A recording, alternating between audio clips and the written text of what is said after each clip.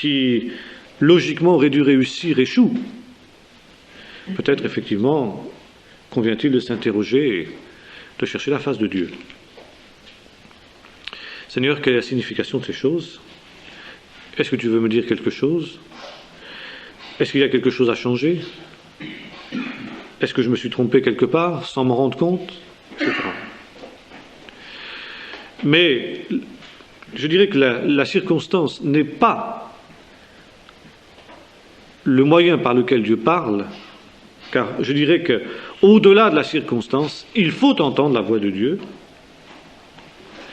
mais la circonstance est le moyen par lequel Dieu attire notre attention, peut-être, sur une réalité, sur quelque chose qu'il veut nous dire, sur le fait d'avoir à chercher sa face, que nous n'aurions pas fait autrement. Pourquoi s'agit-il d'être prudent vis-à-vis des circonstances? Parce que les circonstances ne sont pas en elles-mêmes indicatives. Nous vivons dans un monde qui privilégie deux réalités. Premièrement, le succès, et deuxièmement, la puissance.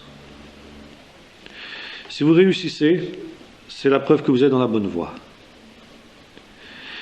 Si vous avez du succès, c'est la preuve que vous êtes dans la vérité. D'où la réponse que souvent on nous fait quand, par exemple, bibliquement, nous dénonçons un certain nombre de déviations, par exemple dans le domaine du théâtre ou dans le domaine des danses ou des choses semblables. Disons, mais c'est pas biblique. Et la réponse immédiate est celle-ci: oui, mais ça marche. C'est caractéristique d'une certaine mentalité. Si ça marche, c'est donc que c'est vrai. S'il y a du succès, c'est donc que Dieu bénit et c'est donc que Dieu est d'accord. Et on ne va pas chercher plus loin. Or, ça peut être tout à fait faux. Car quels sont aujourd'hui ceux qui ont le plus de succès dans le domaine religieux? Ce sont les témoins de Jéhovah. Donc, si le succès est un critère de vérité, alors il faut que nous devenions tous des témoins de Jéhovah, parce que c'est eux qui ont le plus de succès.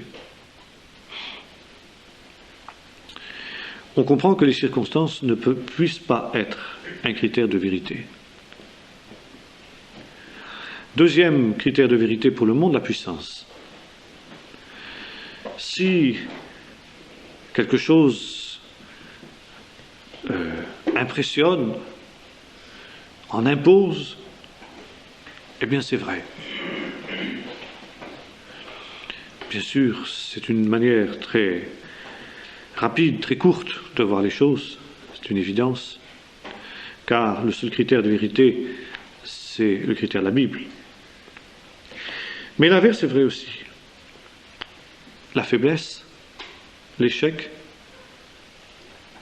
l'épreuve ne sont pas forcément un signe de la désapprobation de Dieu, ne sont pas un signe que l'on se trompe, obligatoirement. Car alors à ce moment-là, Moon a raison, et Jésus sur la croix, c'est un échec. Donc, il s'est trompé. Or, nous savons que la croix de Jésus, au contraire, c'est le triomphe. Mais pour pouvoir dire la croix de Jésus, c'est le triomphe, il faut le faire dans la foi, il faut le dire dans la foi. Il faut avoir la vision biblique, il faut avoir la vision du Saint-Esprit. C'est par le Saint-Esprit et dans la foi que nous disons l'échec de Jésus sur la croix et la victoire. Et c'est pourquoi il faut faire très attention dans nos vies. Vous savez, dans le domaine charismatique, on peut faire d'énormes erreurs à ce niveau-là. Et notamment, dans le domaine de la guérison divine, Butler a souligné ça dans les études qu'il donnait aux pasteurs. Ce n'est pas parce que quelqu'un est malade qu'il a péché. Et là, on retrouve le problème du livre de Job. Les amis de Job ont exactement cette mentalité. Job, tu es malade, donc tu as péché. Repens-toi de ton péché, tu seras guéri. Mais Job sait qu'il n'a pas péché. Et c'est justement son problème. Et pourquoi est-il malade, Job? Eh bien, il est malade justement parce qu'il n'a pas péché, parce qu'il a été juste. Et c'est précisément ce que Satan présente au Seigneur. Il dit, le Seigneur lui dit, as-tu remarqué mon serviteur Job? Il n'y en a pas un comme lui, pour la justice, pour l'intégrité, pour la droiture. Ah oui, il dit Satan, mais touche-le, touche à sa chair, touche à ses os, frappe-le d'une maladie cruelle, et puis tu verras qu'il fera comme les autres. Et Job est malade à cause de sa justice, comme le soulignait Butler. Non pas à cause de son péché, mais à cause de sa justice. Si on mesure la valeur d'un homme de Dieu au nombre de baptêmes qu'il fait dans l'année, alors Hudson Taylor, au début de son ministère en Chine, a échoué complètement. Il est resté des années à travailler sans voir une seule âme se convertir. Et combien de missionnaires dans des régions difficiles, fermées, ingrates, ont connu ce genre de choses. Je me souviens ce qui s'est passé au début du réveil tzigane en Espagne. Frère Le Cossec nous disait encore cet an dernier comment le réveil tzigane était un des plus beaux réveils qu'il ait jamais vu de sa vie, et de fait, réveil en Espagne, gitan espagnol, je me souviens d'avoir eu l'occasion d'entrer en contact avec ce réveil, c'était effectivement très impressionnant.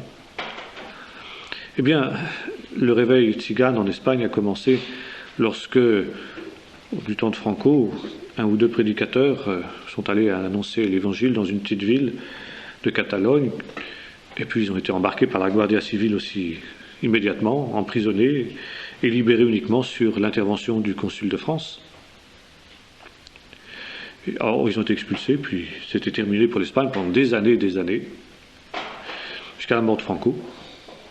Et quand Franco est mort, eh bien, les prédicateurs sont retournés, ils ont trouvé des gens qui avaient persévéré. Et le réveil est parti comme une traînée de poutres. Et pourquoi il y a eu ce réveil? Bien parce que ces gens-là sont allés prêcher l'Évangile au péril de leur liberté, comme ça a été le cas. C'était un échec apparent, et en fait c'était les semailles d'une moisson extraordinaire future. C'est pourquoi, devant les échecs, devant les difficultés, devant les portes qui se ferment, il faut chercher Dieu. Le Seigneur, est-ce que c'est toi ou est-ce que c'est le diable? Car nous voyons Paul être conduit parfois par un certain nombre de circonstances. Car Paul faisait des plans. Certains charismatiques pourraient s'en offusquer. Oh, mais on doit être conduit par l'esprit, on ne doit pas faire de plans. C'est pas tous les jours qu'on a une révélation quand même. Et il est normal, il est légitime de faire des plans.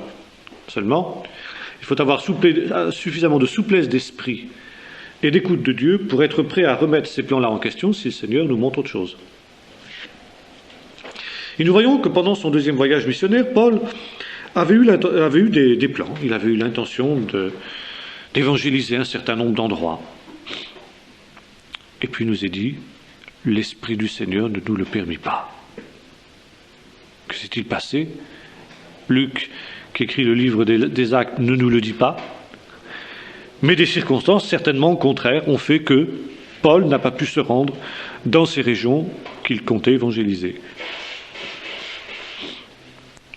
Et puis ce qui était tout à fait curieux, c'est que, bon, ça arrive une fois, une deuxième porte qui se ferme, une troisième porte, là Paul a commencé à se poser des questions. Et cette nuit devant Dieu, je me suis dit, Seigneur, qu'est-ce que ça veut dire?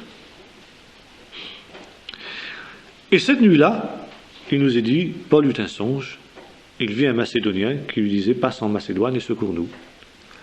Et Luc dit, nous en avons conclu, c'est-à-dire Paul en a discuté avec ses collaborateurs, nous en avons conclu que le Seigneur nous appelait à aller évangéliser la Macédoine, et c'est le passage en Macédoine. Vous savez ce qui se passe, dès qu'ils arrivent en Macédoine, ils trouvent cette fille qui a un esprit de divination, cette jeune esclave, Paul chasse le démon, et comme résultat, il est enfermé en prison par les maîtres de cette esclave, et après avoir été battu de verge, il est là dans la prison. Il dit, mais Seigneur, quand même, quelles circonstances contraires, nous en avons conclu que le Seigneur nous appelait à évangéliser la Macédoine, mais là, maintenant, dans la prison, on commence vraiment à se poser des questions. Est-ce que tu es sûr, Paul, que tu as bien vu ce rêve-là? Ou est-ce qu'on ne s'est pas trompé dans l'interprétation du rêve? Est-ce que c'était vraiment la Macédoine? C'était un Macédonien, comment il était habillé déjà? Tu peux nous dire, tu peux nous réexpliquer? Ah, tu sais, ce costume-là, ça peut être aussi Non. Non, ils étaient sûrs. Ils ne sont pas laissés arrêter par la circonstance contraire. Vous savez ce qui s'est passé au milieu de la nuit, pendant qu'ils chantaient des cantiques, tremblement de terre, le geôlier qui se convertit, et puis extraordinaire réveil à Philippe.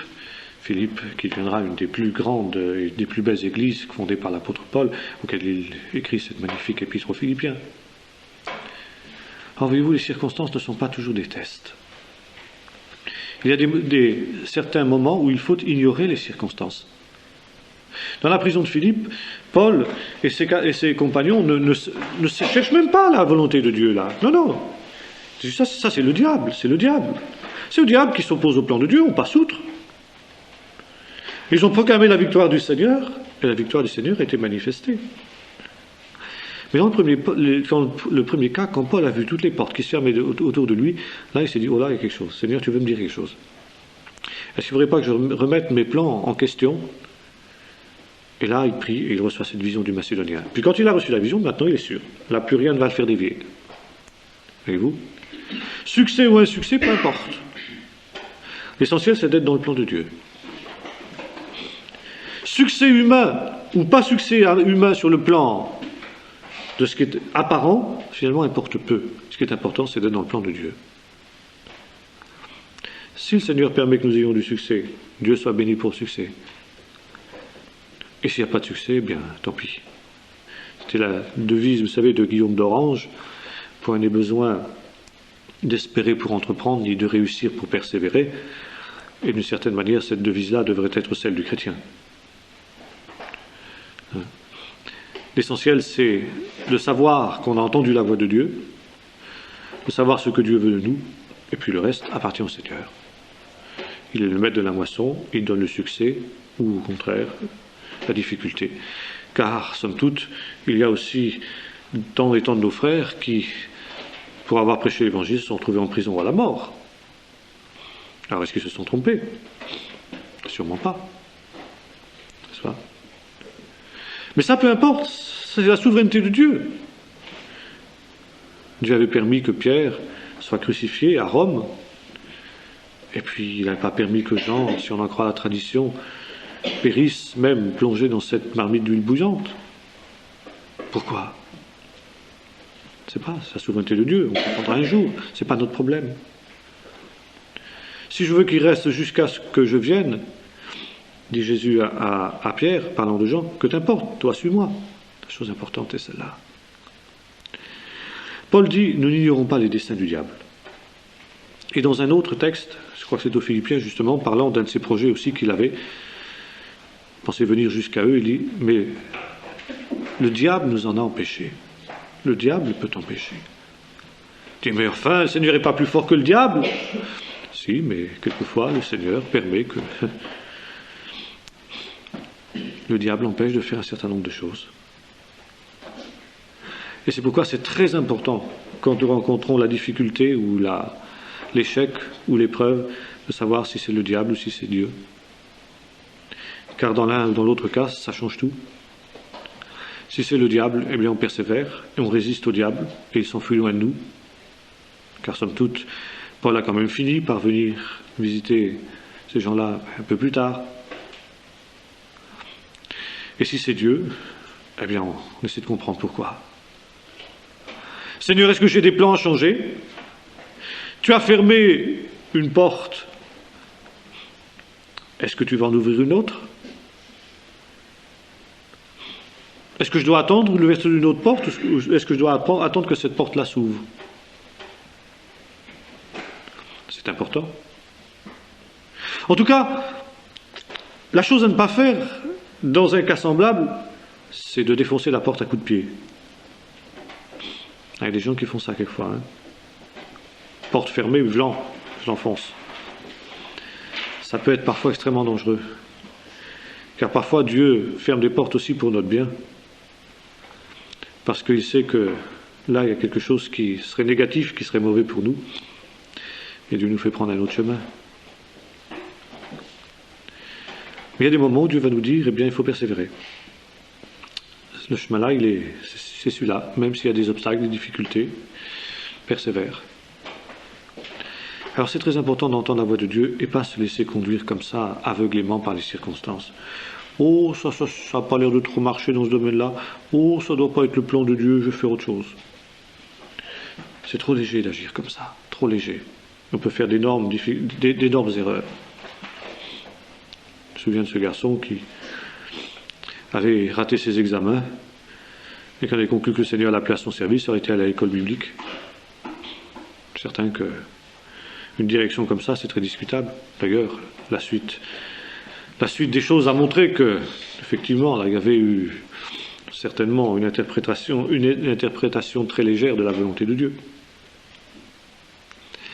Et c'est pourquoi j'ai mis cette question de la direction par les circonstances pratiquement en dernier ici.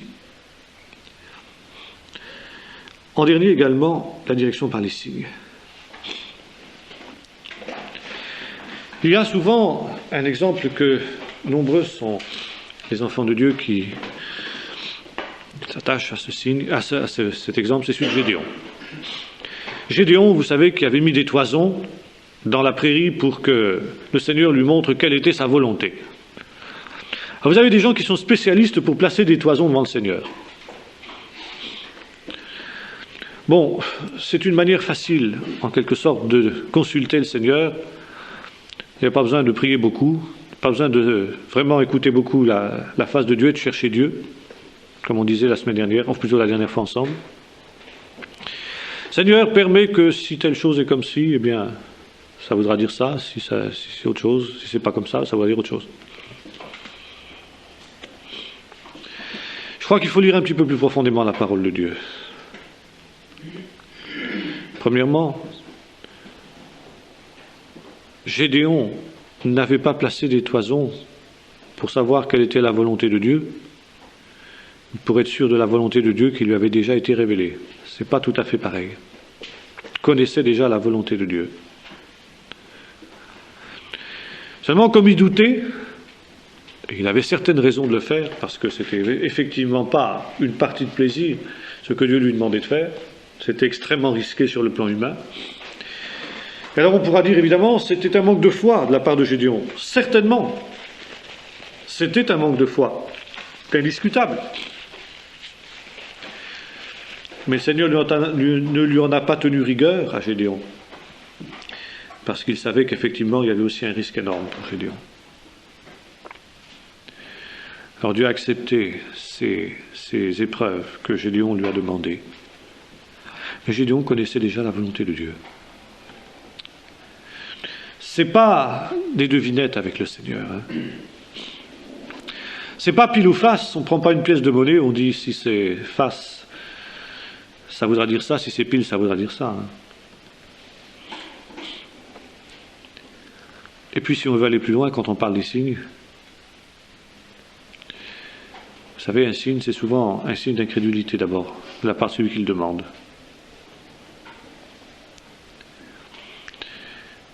C'était le signe qu'Ézéchias a demandé à Dieu. Mais c'est pareil, il connaissait déjà la volonté de Dieu. Tu lui avais promis par le prophète qu'il le guérirait. Ézéchias dit, à quel signe reconnaîtrai-je que ta parole va s'accomplir? Et vous savez, Dieu donne par la bouche du prophète Ésaïe le signe de l'ombre sur le cadran solaire qui va reculer. Il y a le signe que demande le roi Achaz, plutôt que le Seigneur propose au roi Achaz. Quelquefois Dieu propose des signes comme ça. Quand il sait que ses enfants ont besoin d'être fortifiés dans la foi. Achaz hésitait, il allait être attaqué par deux rois, le roi de Syrie et le roi d'Israël du nord. Et il était prêt à conclure une alliance avec les ennemis de ces deux rois-là, le roi d'Assyrie, ce qui aurait été une faute politique de premier ordre. Que le prophète l'en dissuade au nom du Seigneur, dit surtout fais pas ça. Confie-toi en Dieu, le Seigneur va te délivrer. Comme le roi a du mal à croire à la parole du prophète, le prophète dit bon, écoute, voilà ce que dit le Seigneur, demande un signe. Demande un signe. Ce que tu voudras, le Seigneur va te donner un signe. Pour que tu sois vraiment persuadé qu'il va te délivrer dans cette circonstance difficile dans laquelle tu te trouves. Et Achaz qui a déjà pris sa décision en lui-même, qui ne veut pas écouter la parole de Dieu, non, je n'ai pas besoin de signe, je ne demanderai pas, je ne tenterai pas le Seigneur. Tu ne tenteras pas le Seigneur, dit le prophète. c'est là que tu es en train de le tenter, justement, parce que le Seigneur sait ce qu'il y a dans ton cœur, l'incrédulité. Eh bien, tu ne veux pas demander de signe au Seigneur, le Seigneur va te donner un signe. La jeune fille devient enceinte, et vous savez, c'est l'annonce de la prophétie, c'est la prophétie de la naissance de Jésus, etc., qui s'accomplira beaucoup plus tard. Et puis il y a un autre exemple dans la parole de Dieu de signe donné. C'est celui de Zacharie, le père de Jean-Baptiste. Vous vous souvenez ? Le père de Jean-Baptiste, quand l'ange vient lui annoncer la naissance de Jean, pareil, il a du mal à croire. Comment ? Je suis vieux, ma femme est vieille. Pas possible. Alors à quel signe connaîtrai-je que ce que tu viens de m'annoncer va s'accomplir ? Ah, tu veux un signe, lui dit l'ange. Tu vas en avoir un. Tu vas être muet jusqu'à la naissance de l'enfant. Ben, un beau signe.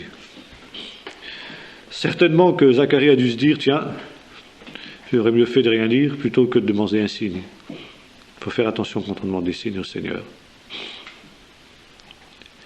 Et encore une fois, le signe n'est pas là pour que nous connaissions la volonté de Dieu, mais éventuellement, dans un cas exceptionnel, face à un immense danger, si nous voulons vraiment être sûrs, nous pouvons avec beaucoup de précaution et beaucoup d'humilité dire, Seigneur, si tu penses que c'est bon, si vraiment, est-ce que tu pourrais me donner un signe ? Je crois que le maximum qu'on puisse faire, c'est d'aller jusque-là. Car si on prend l'exemple de Gédéon souvent, et c'est pratiquement... La théologie du signe repose, encore une fois, sur le seul exemple de Gédéon, mais comme on l'a vu, il n'y a pas que l'exemple de Gédéon, il y a aussi celui de Zacharie. Celui-là, on le laisse de côté, bien sûr.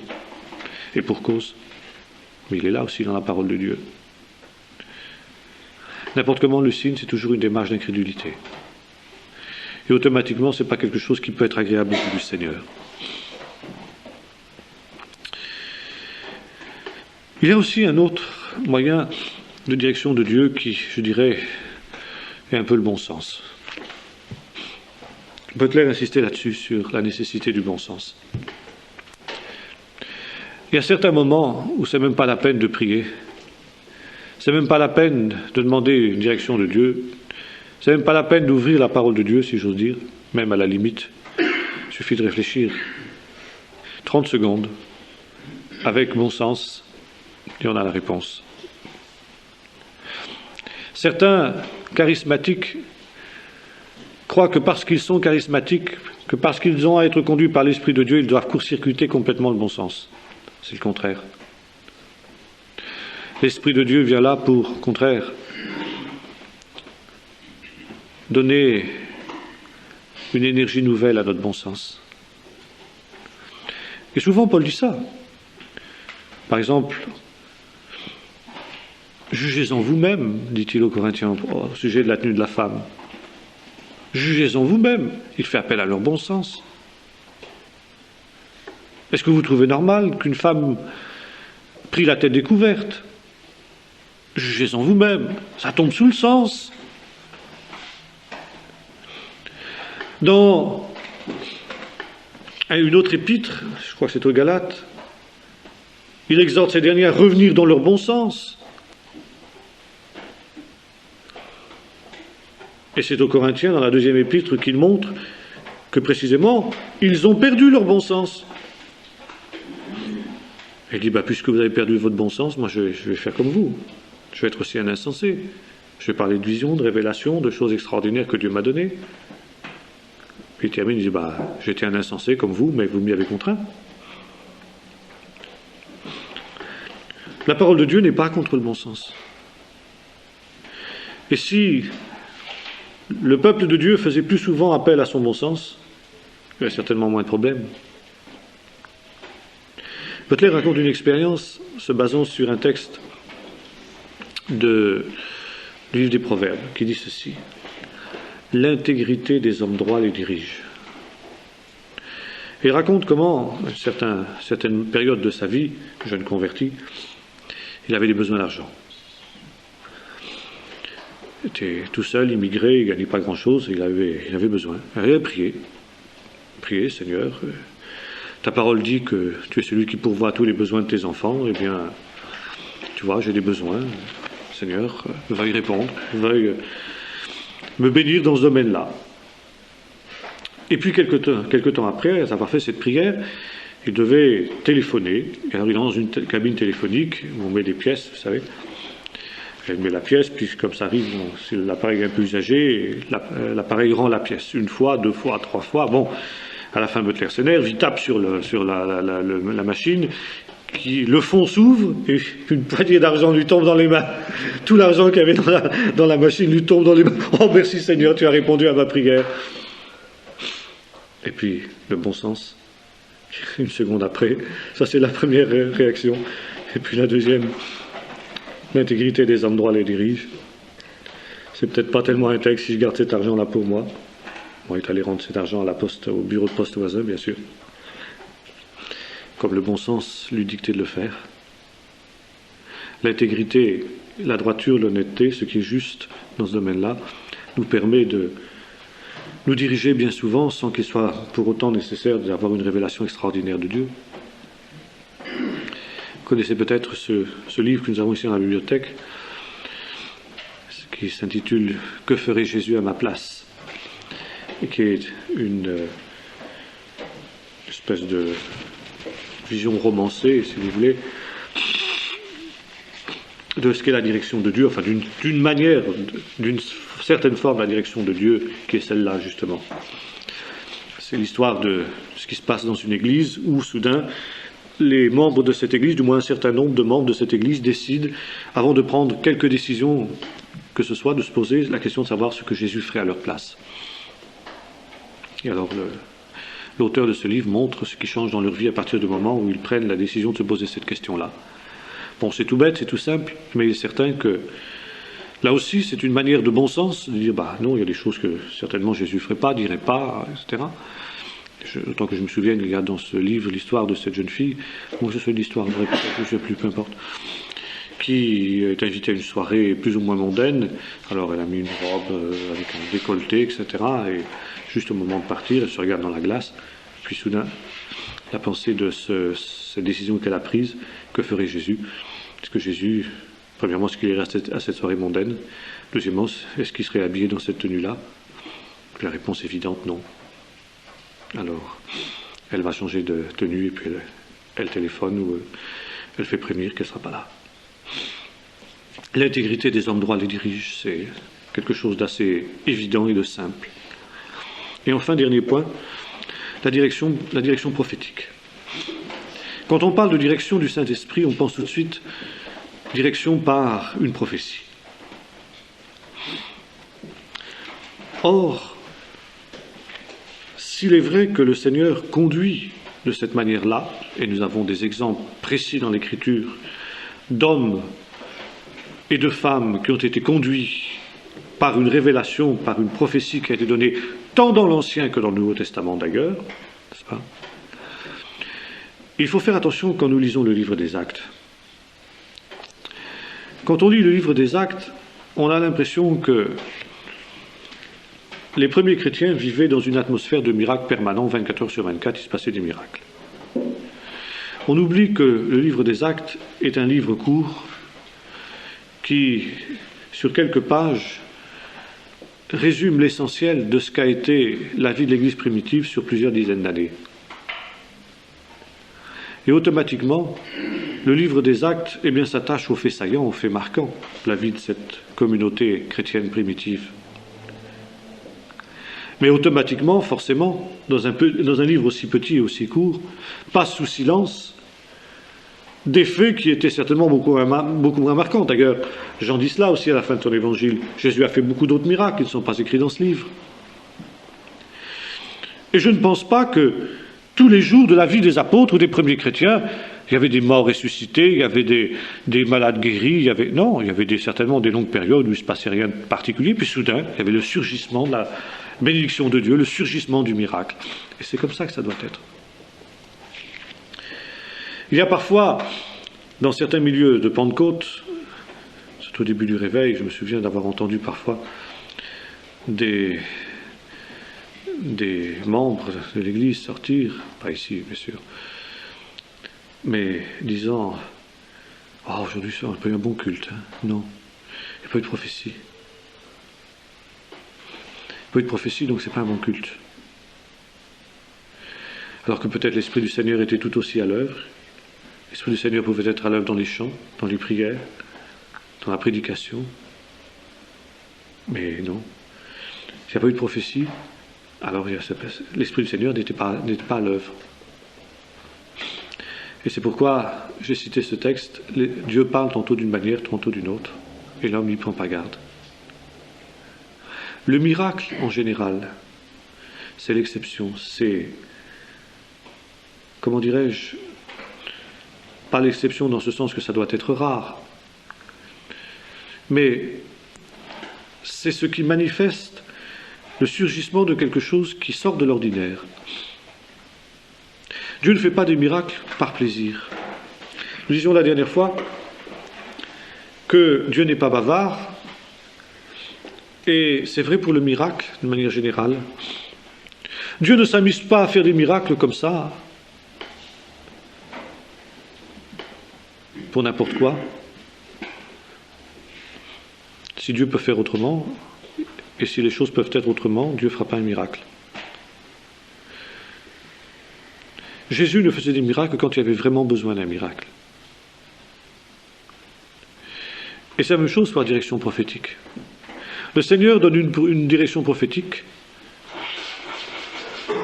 quand il n'y a pas d'autre moyen pour connaître sa volonté.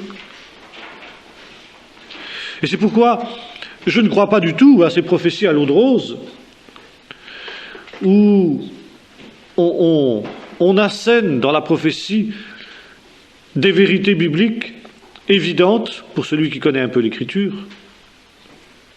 Je ne crois pas à l'inspiration de ces prophéties qui disent « Mon enfant, je suis mort pour toi, regarde à la croix et repens-toi de tes péchés, etc. » Pourquoi? Pas parce que le Seigneur n'a pas besoin de dire ça par prophétie. C'est déjà écrit noir sur blanc dans l'Écriture.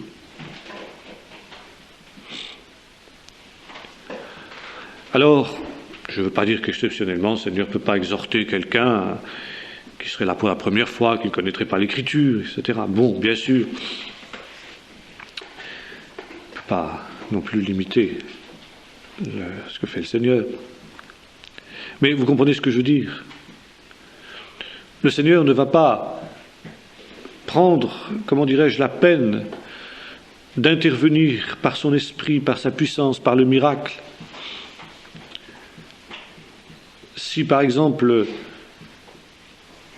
je ne sais pas moi, si on prend l'exemple d'Élie avec les corbeaux, eh bien le Seigneur a envoyé de la viande à Élie par les corbeaux, mais il n'a pas envoyé d'eau. Il n'a pas envoyé les corbeaux avec un seau d'eau dans le bec. Pourquoi? Parce qu'Élie avait de l'eau là à proximité. Et vous avez remarqué ce qui se passe dans le miracle. Dieu utilise toujours le peu de l'homme. Le miracle de la multiplication des pains est typique à ce niveau. Jésus sait ce qu'il va faire, nous est-il dit. Il sait qu'il va faire un miracle.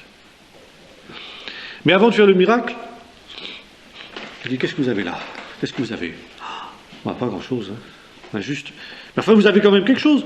Oui, il y a un jeune garçon, là, il a 5 pains et 2 poissons. Bon, amenez-les. Et Jésus multiplie les pains. Est-ce que Jésus avait besoin des pains pour nourrir la foule, des pains du jeune garçon? Non. Le diable avait raison dans le désert de lui dire, tu peux ordonner à ces pierres de devenir du pain. Mais Jésus a voulu que le peu qu'avaient les disciples, en l'occurrence ces 5 pains et 2 poissons de ce garçon, il les lui apporte et il les a multipliés.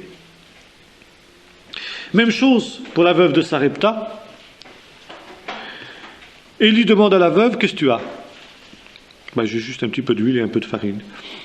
Bon, voilà, c'est ça qui ne diminuera pas dans le pot pendant tout le temps de la famine.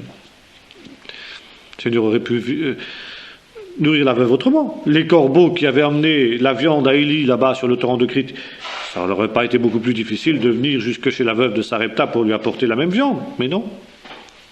Elle avait quelque chose. Elle n'avait pas grand-chose, mais ce qu'elle avait, elle l'avait. Et Dieu utilisait ça. Voyez-vous, l'œuvre de Dieu, c'est toujours la collaboration entre l'homme et le Seigneur. Il y a toujours une part de l'homme, si petite soit-elle. Et quand la part de l'homme est impossible, alors Dieu fait tout.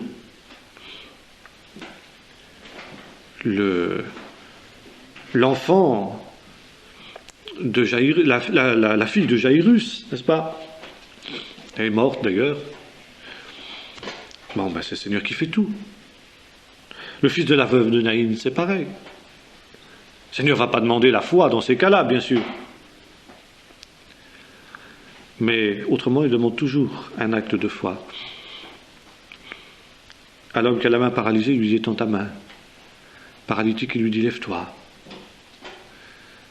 À l'aveugle-né, il dit « Viens », etc. Il y a toujours, en quelque sorte, il y a toujours un acte de l'homme, il y a toujours une part de l'homme, une démarche qui permet ensuite au Seigneur d'agir.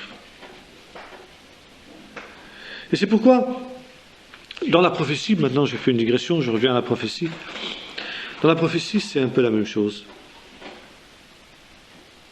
Nous pouvons, et nous avons le droit, c'est légitime de dire Seigneur, si tu le veux, car c'est toujours la direction de Dieu, la volonté de Dieu, si tu le veux, le Seigneur est souverain, il peut faire ou ne pas faire. Tu vois, là je suis tellement perplexe quant à la décision que je dois prendre dans cette affaire. Seigneur, j'aimerais bien, si tu veux, que tu me donnes une direction prophétique.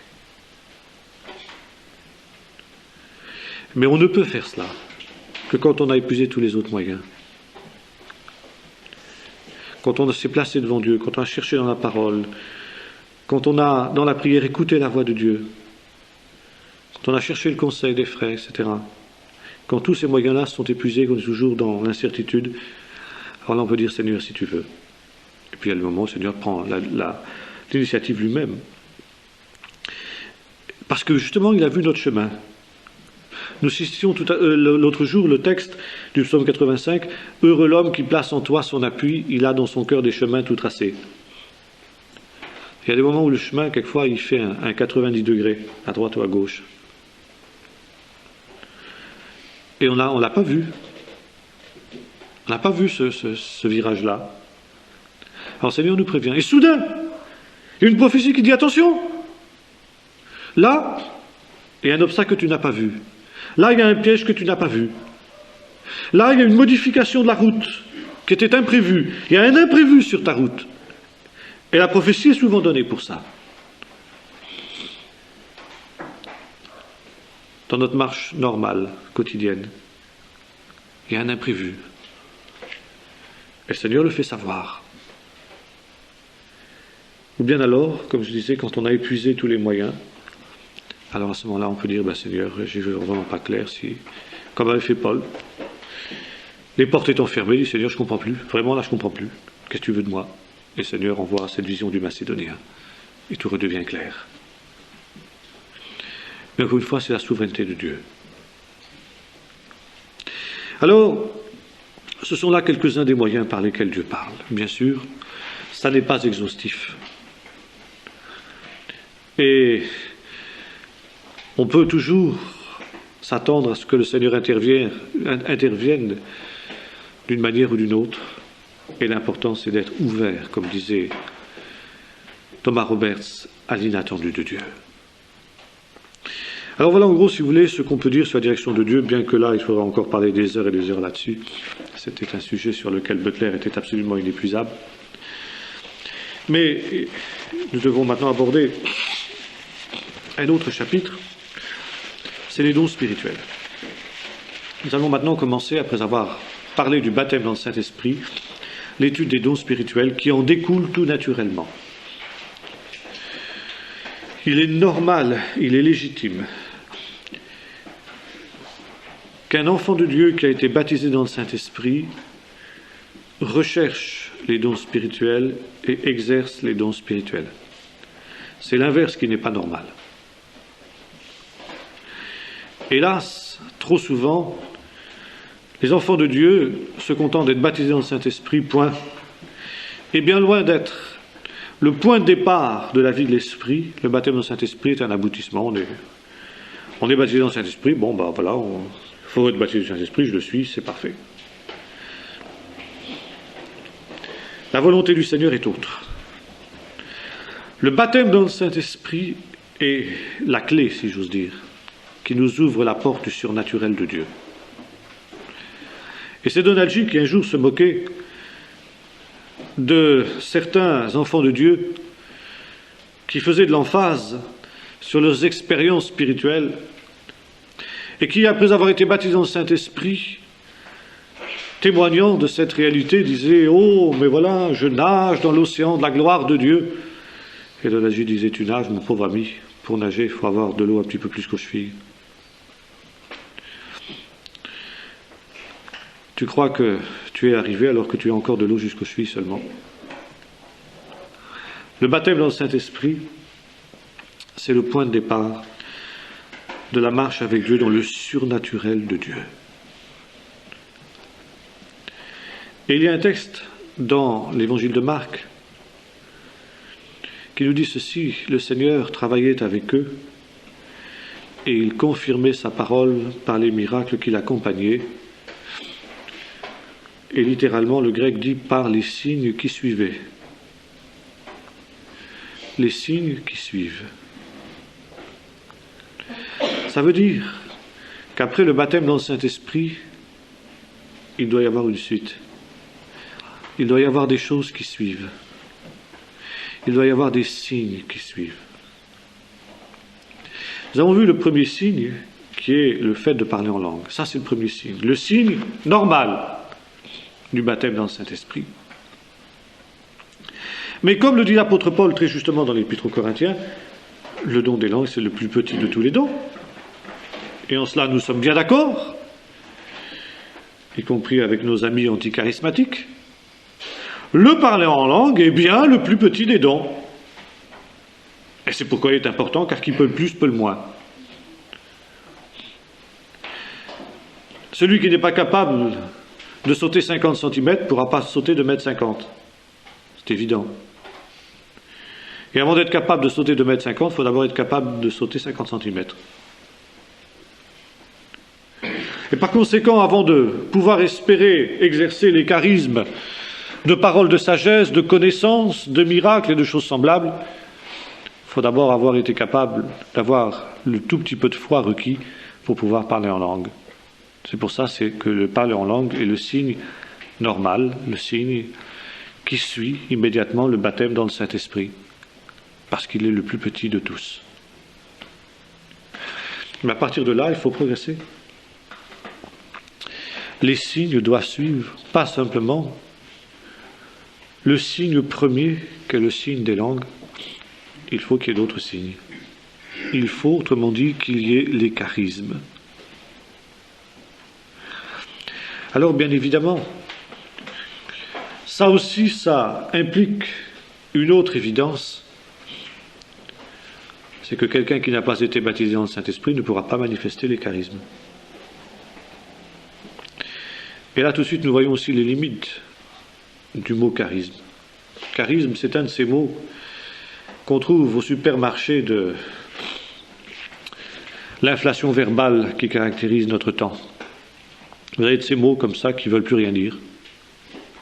Alors on apprendra que tel homme politique est charismatique. On apprendra que tel chanteur a un charisme. Que telle vedette de cinéma ou du monde du spectacle est véritablement charismatique. Et même dans les milieux chrétiens. Et souvent, nos frères qui ne sont pas baptisés dans le Saint-Esprit se sentent très complexés et très vexés quand on leur dit, bien, nous sommes charismatiques. Et souvent, la réaction est celle-ci, mais nous sommes tous charismatiques. Nous aussi, nous sommes charismatiques. Alors, il nous faut définir ce que nous entendons par charisme, au sens paulinien du terme. Il n'est pas question de nier que chaque homme, chaque femme a un certain nombre de talents naturels, c'est évident. Il y a des gens qui savent chanter, il y a des gens qui ne savent pas chanter. Il y a des gens qui ont des capacités pour parler, d'autres qui n'en ont pas. Vous avez des gens qui sont doués pour les mathématiques, vous avez des gens qui sont nuls en mathématiques. Vous avez des gens qui ont une facilité pour apprendre les langues étrangères, Vous en avez qui sont incapables de le faire. Bon, c'est des dons naturels. Nous en avons tous.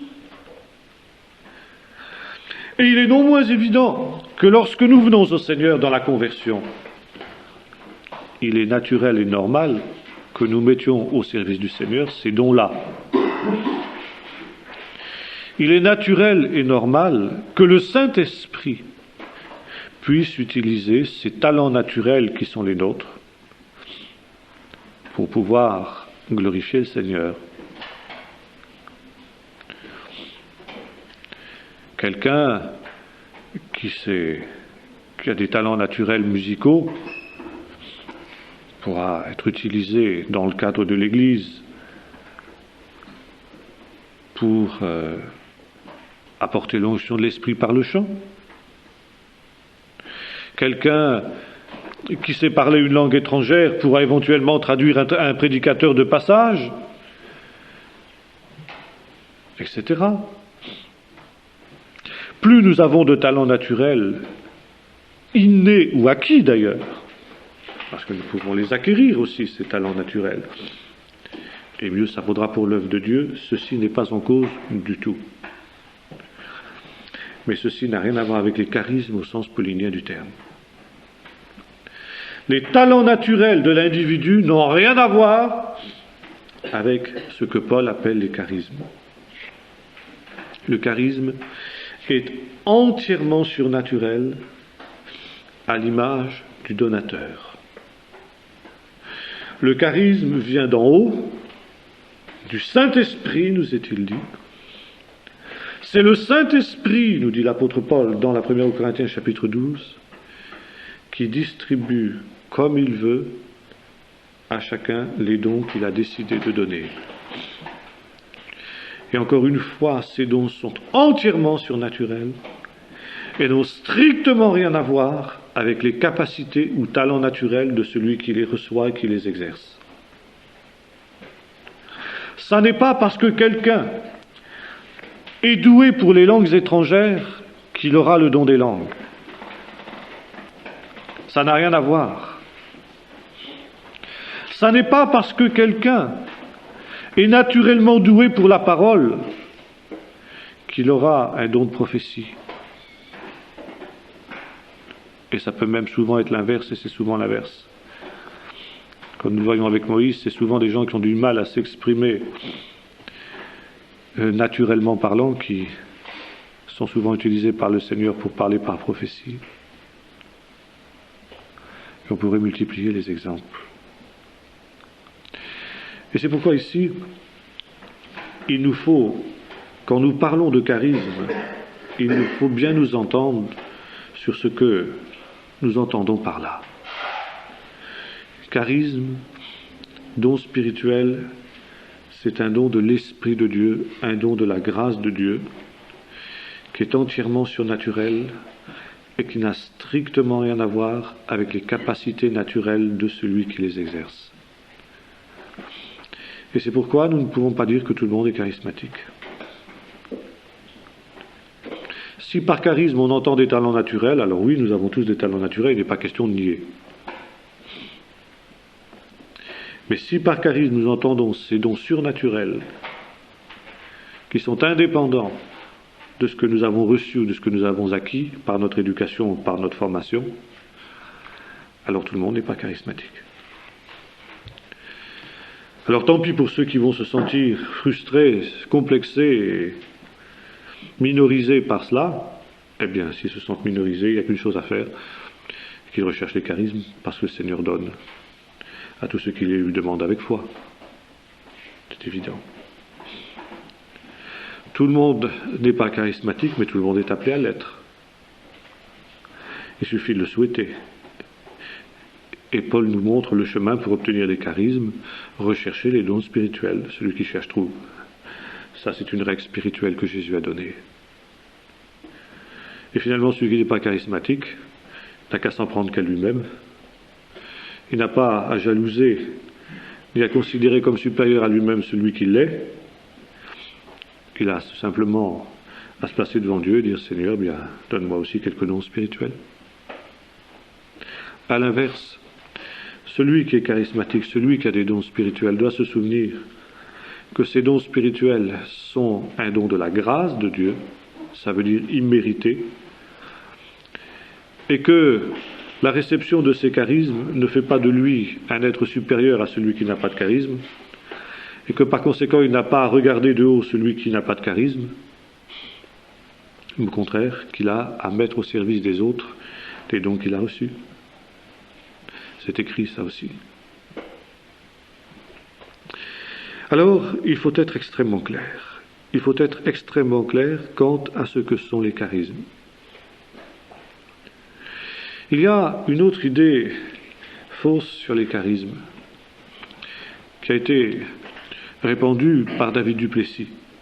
Beaucoup de respect pour David Duplessis, beaucoup d'admiration, mais sur ce point-là, je suis en désaccord avec lui. David Duplessis enseignait que ce n'est pas l'individu qui reçoit les charismes, mais c'est l'Église.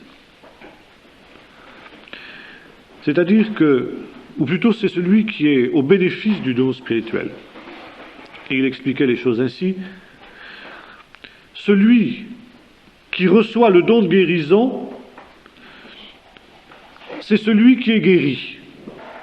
Et ce n'est pas celui par lequel le Seigneur intervient pour guérir le malade. Si je suis malade et que quelqu'un vient prier pour moi et que je suis guéri, ce n'est pas la preuve que lui, il a un don, mais c'est moi qui ai reçu le don de guérison, puisque j'ai été guéri. Si le Seigneur me parle par prophétie, par l'intermédiaire d'un frère, ce n'est pas ce frère qui a le don de prophétie, c'est moi qui ai le don de prophétie parce que je suis au bénéfice du don de prophétie. Etc. Bon, le but de la manœuvre était tout simplement de dire, eh bien, justement, c'était de répondre à cette objection que parfois certains disent, mais nous qui n'avons pas de charisme, qui ne manifestons pas de charisme surnaturel, alors nous sommes des chrétiens d'un rang inférieur. Alors Duplessis dit, non, c'est rien à voir. Les dons sont donnés à l'Église et l'Esprit en utilise comme il veut un homme, un autre pour manifester ses dons. Et c'est celui qui reçoit le don qui est au bénéfice du charisme qui reçoit le don. C'était une manière en quelque sorte de ne pas choquer des gens qui auraient pu l'être et qui n'avaient pas du tout envie d'être charismatiques, car il faut dire une chose très nettement et très fortement, c'est qu'on ne peut être charismatique si on n'a pas reçu le baptême dans le Saint-Esprit. Et que on ne peut pas manifester de dons spirituels si on n'a pas au préalable été baptisé dans le Saint-Esprit. C'est inutile de vouloir rechercher le don de prophétie si on n'a pas été baptisé dans le Saint-Esprit. Alors certains diront, oui, mais il est quand même notoire que des gens qui n'ont pas été baptisés dans le Saint-Esprit, qui ont prié pour des malades, ont vu malgré tout les malades guéris. D'accord. Nous verrons cela justement quand nous parlerons du don des guérisons. Et nous verrons qu'il y a deux types de guérisons. Il y a la guérison qui est un don spirituel. Et puis, il y a ce que l'épître de Jacques appelle la prière de la foi. Vous vous souvenez de ce texte dans Jacques 5 où il nous est dit « Quelqu'un d'entre vous est-il malade, qu'il appelle les anciens de l'Église, les anciens de l'Église loindront d'eux le nom du Seigneur. La prière de la foi sauvera le malade et le Seigneur le relèvera, c'est-à-dire le guérira. » Ici, il n'est pas question de charisme, il n'est pas question de baptême du Saint-Esprit. Il est uniquement question de foi. Celui qui prie avec foi pour un malade, qu'il soit ou non baptisé dans le Saint-Esprit, peut occasionnellement recevoir la guérison de ce malade, s'il prie de tout son cœur et avec foi. Le Seigneur, alors, honorant la prière de la foi. Tout comme quelqu'un qui n'est pas baptisé dans le Saint-Esprit peut obtenir un exaucement de prière dans un autre domaine. Il n'est pas nécessaire d'être baptisé dans le Saint-Esprit pour avoir un exaucement à sa prière. À la limite, il n'est pas nécessaire d'être baptisé dans le Saint-Esprit pour voir s'accomplir un miracle. Jésus a dit, il suffit que vous demandiez avec foi à la montagne d'aller jeter dans la mer, elle le fera. Là, nous sommes dans un autre domaine, celui de la prière de la foi. La foi, la puissance de la foi, qui peut soulever des montagnes. Et c'est pourquoi des personnes qui n'ont pas été baptisées dans le Saint-Esprit peuvent obtenir des réponses à leurs prières et peuvent obtenir même de véritables miracles. On connaît par exemple les miracles de George Muller dans sa vie. Que je sache, George Muller n'a pas été baptisé dans le Saint-Esprit. Peut-être que oui d'ailleurs.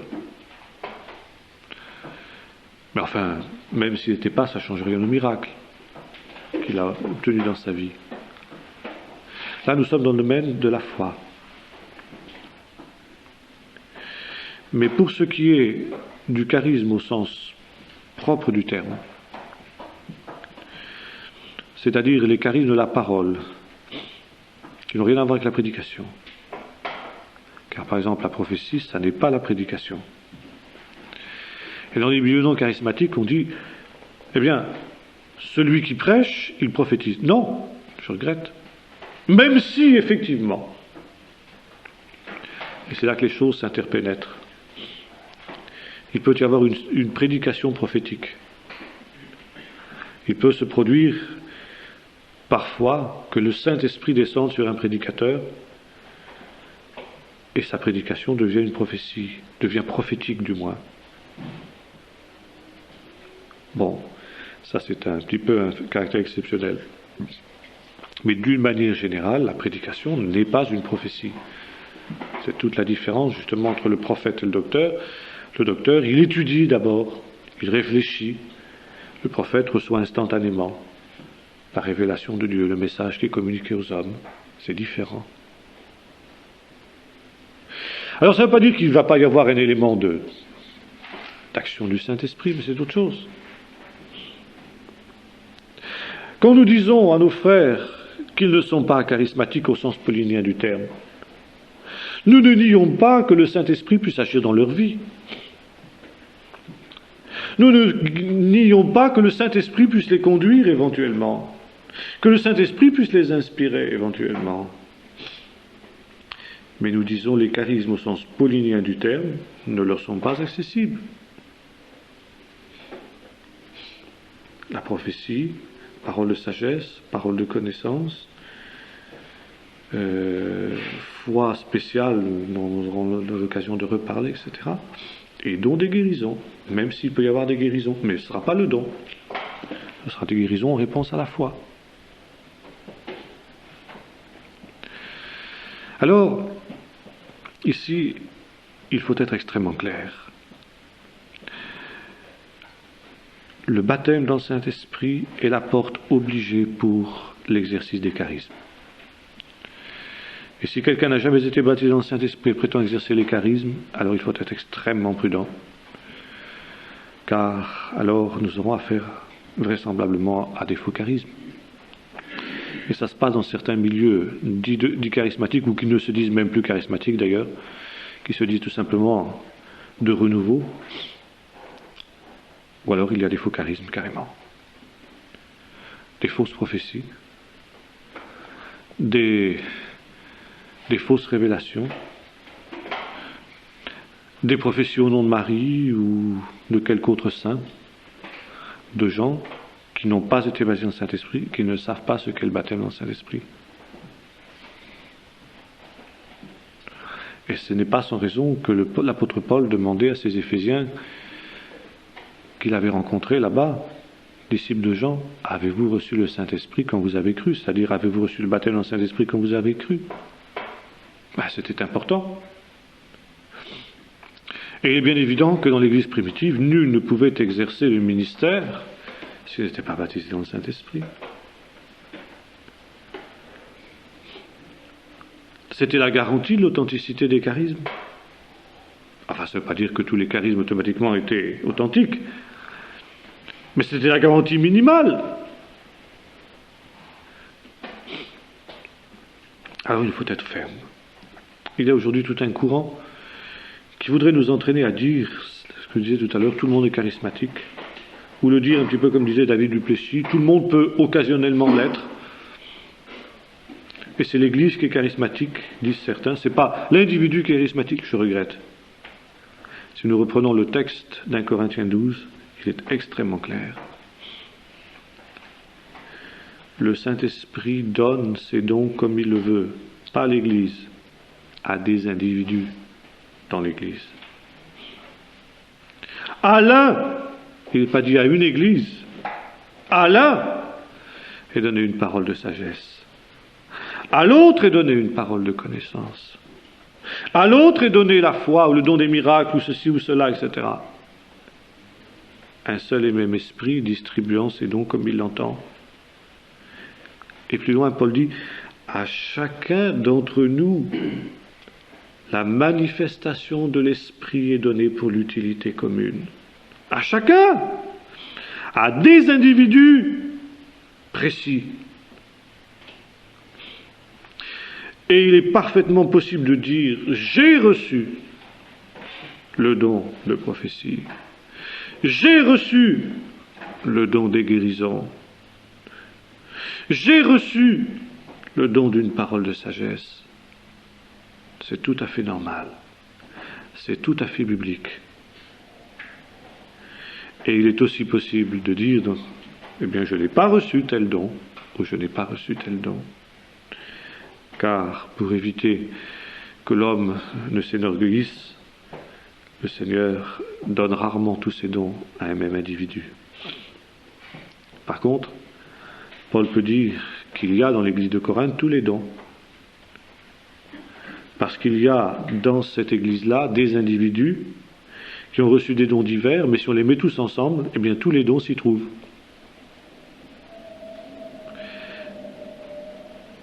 Mais les dons sont donnés encore une fois à des individus comme résultat du baptême dans le Saint-Esprit. Et le cheminement normal de celui qui a été baptisé dans le Saint-Esprit, comme nous le disions, c'est de rechercher les dons spirituels. C'est important de souligner ces choses au moment où précisément elles sont contestées.